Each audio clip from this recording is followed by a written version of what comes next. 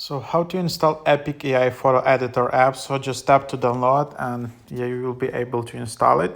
As you can see right now, this app is literally in the top of the charts in the US App Store, just about any other apps, Instagram, anything else. Why? Because they just released this AI Yearbook feature where you can just upload few photos of yourself and then you will be able to generate this 19 style yearbook using AI.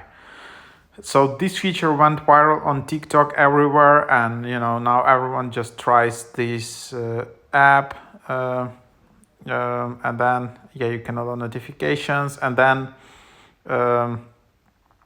you can actually upgrade just for this feature.